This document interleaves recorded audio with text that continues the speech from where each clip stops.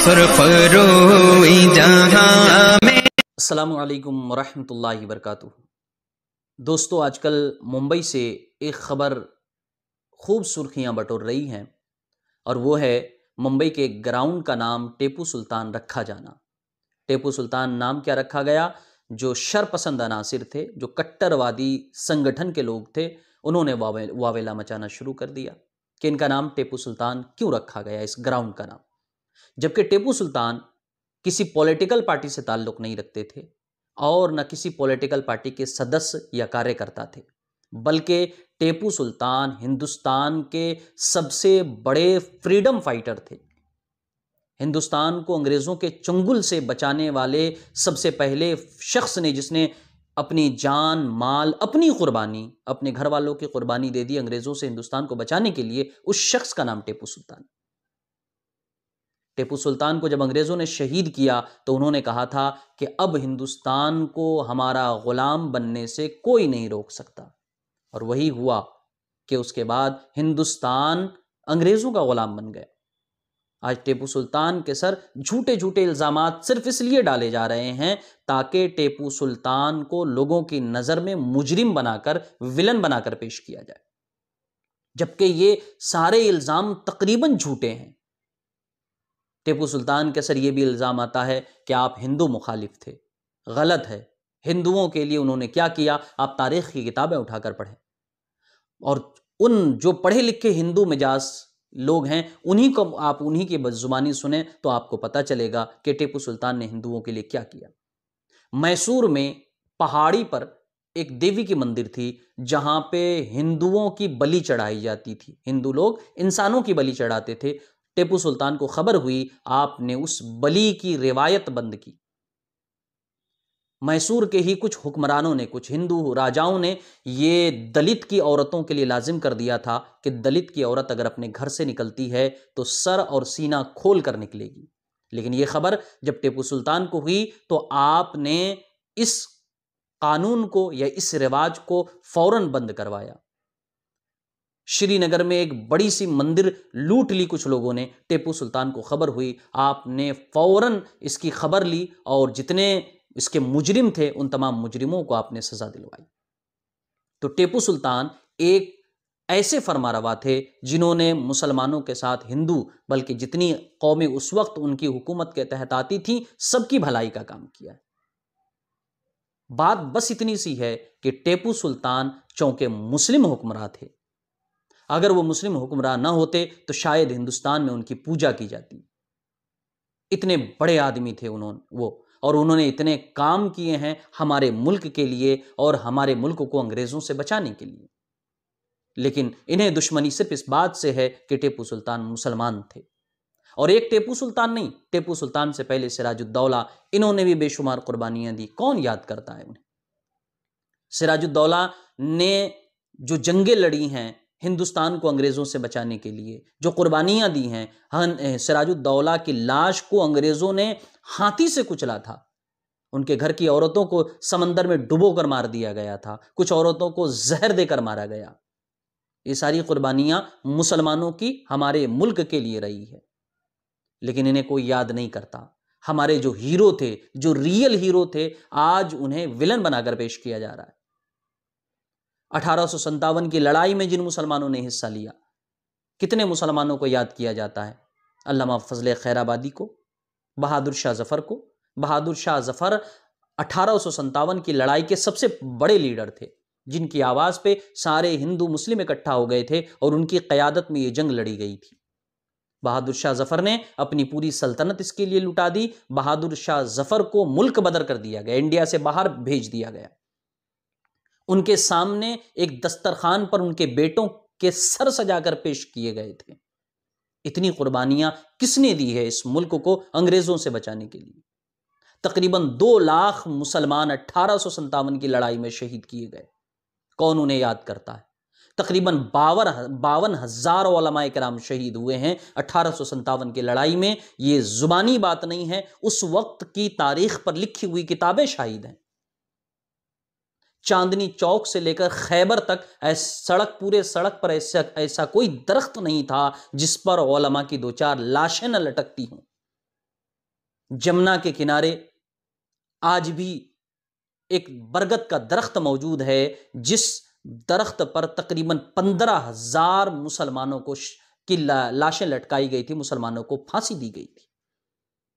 इतनी कुर्बानियां मुसलमानों ने दी, लेकिन फरामोश कर दिया गया मुसलमानों को।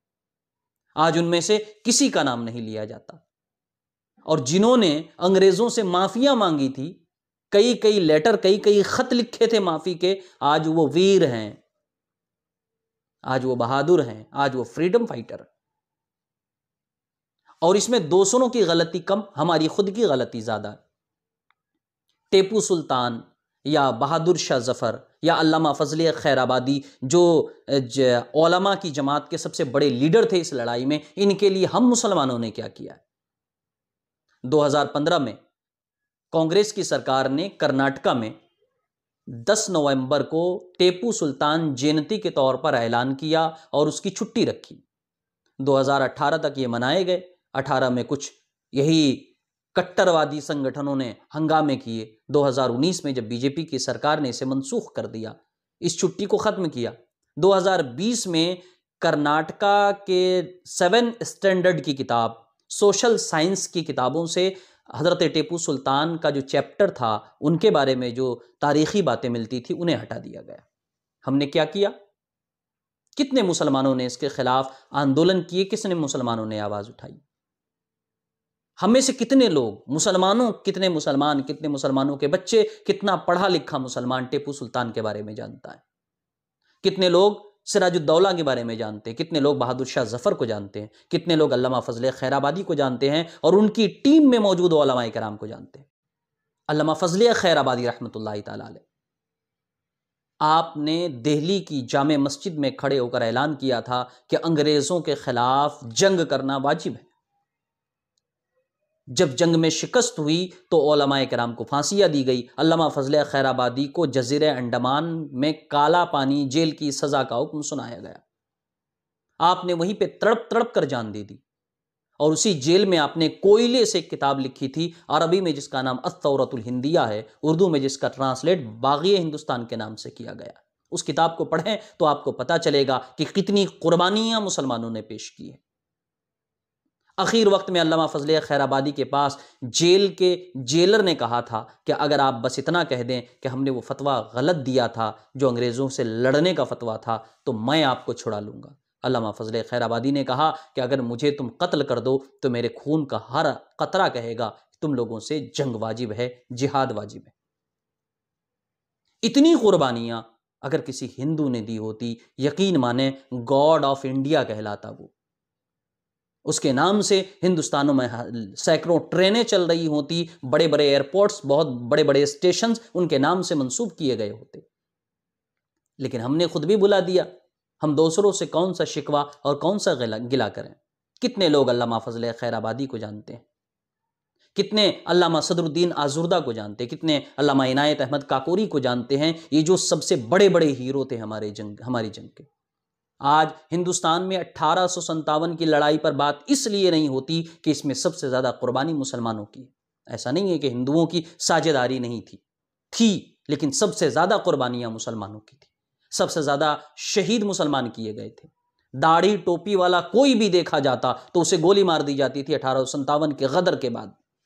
यही वजह है कि 2 लाख मुसलमान मारे गए, लाखों घर उजाड़े गए, मुसलमानों की औरतों को जिंदा जला दिया गया। ये सब हमारे बुजुर्गों ने हिंदुस्तान की आज़ादी के लिए किया था। लेकिन हम इतने बड़े वफादार हैं कि हम खुद उन्हें नहीं पढ़ते तो दूसरे क्या उन्हें याद करेंगे। हम अगर चाहें टेपू सुल्तान को अपने दरमियान जिंदा रखना तो हमें किसी हुकूमत के फंड की जरूरत नहीं है। हम खुद जिंदा रख सकते हैं।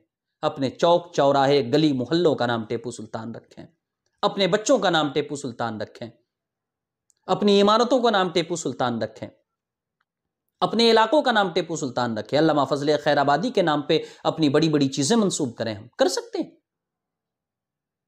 जब दूसरे लोग रख सकते हैं तो आप क्यों नहीं रख सकते?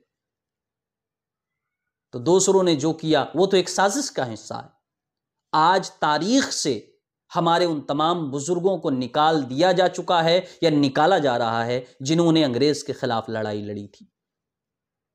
नाम उन लोगों का सिर्फ तारीख में मिलता है जो किसी न किसी पॉलिटिकल पार्टी से जुड़े थे, मौलाना अबुल कलाम आजाद। जबकि ऐसी कोई जंग 1947 में नहीं हुई जैसी 1857 में हुई थी। जंग तो वाकई 1857 में हुई थी और उसी जंग के तमाम हीरो को बुला दिया गया। आज टीपू सुल्तान के खिलाफ लोग खड़े हैं तो हम कितने लोग हैं जो टीपू सुल्तान का नाम लेते हैं। कर्नाटका में मैंने देखा है, मैंने खुद देखा है कि जब छुट्टी सरकारी तौर पर बंद कर दी गई टीपू सुल्तान जयंती की, तो मुसलमानों ने अपने यहां टीपू सुल्तान की विलादत का दिन मनाना बंद कर दिया। बहुत सारे फंक्शन होते थे, प्रोग्राम होते थे, स्कूलों में प्रोग्राम होते थे टीपू सुल्तान के नाम पर, चौक चौराहों पर प्रोग्राम होते थे, सब बंद कर दिया। मुसलमानों ने खुद से बंद कर दिया। जब आप खुद अपने बुजुर्गों को याद नहीं करेंगे तो दूसरा क्यों याद करेगा, वो भी ऐसी जगह जहां पर आपके वजूद से लोगों को तकलीफ है। इसीलिए अगर हम चाहते हैं, ये अभी इस तरह के आंदोलन करके हम कुछ नहीं कर सकते। हम अगर चाहते हैं कि इन फ्रीडम फाइटर्स को, अपने इन हीरो को अपने दरमियान जिंदा रखें, तो उसके लिए ज़रूरी है कि हम खुद पढ़ें, अपने बच्चों को पढ़ाएं, अपने प्राइवेट स्कूल्स के सिलेबस में दाखिल करें। हम गवर्नमेंट के स्कूल में दाखिल नहीं कर सकते, लेकिन प्राइवेट स्कूल में तो हम पढ़ा सकते हैं, ट्यूशन्स में हम पढ़ा सकते हैं। हम इनकी विलादत के मौके से, इनकी वफ़ात की जो तारीख़ है, उन मौक़ों पर हम तकरीबात और प्रोग्राम कर सकते हैं। हम ट्विटर पर ट्रेंड चला सकते हैं। हम छोटे बड़े वीडियो क्लिप्स बनाकर इनके नाम से इनकी ज़िंदगी पर वायरल कर सकते हैं। ये काम हमारे हाथ में है और हम कर सकते हैं। और ये सब न करके हम सिर्फ 2-4 मैसेज फेसबुक या व्हाट्सएप या ट्विटर पे डाल दें कि नहीं, फलां जगह फलां बुजुर्ग के नाम से ये चीज़ हटा दी जा रही है या फलां फ्रीडम फाइटर का नाम नहीं लिया जा रहा है, इससे कुछ नहीं होगा। इसीलिए ज़रूरी है, अगर हम अपने वजूद को तारीख़ में बाकी रखना चाहते हैं, तो ये सबसे ज़्यादा ज़रूरी है कि हम अपने हीरोज़ को याद करें, अपने रहनुमाओं को याद करें, पढ़ें और अपने घरों में पढ़ाएं, अपने बच्चों को बताएं, अपने प्राइवेट स्कूल्स के सिलेबस में इनकी ज़िंदगी दाखिल करें। इनकी वफ़ात, इनकी शहादत या इनकी पैदाइश के दिन को खुसूसी दिन के तौर पर मनाएं। अपने गली मोहल्लों में, अपने छोटे छोटे फंक्शन हॉल्स में या अपने प्राइवेट स्कूल्स में हम तकरीबात और प्रोग्राम मुनक़िद करें। तभी हम अपने इन बुज़ुर्गों को ज़िंदा रख सकते हैं। लिहाजा दूसरों से शिकवा करने की ज़रूरत नहीं है। आप खुद से अपने बुज़ुर्गों को अगर ज़िंदा रख सकते हैं तो आगे बढ़िए और इन्हें अपने दरमियान ज़िंदा रखिए। अस्सलामु अलैकुम व रहमतुल्लाह।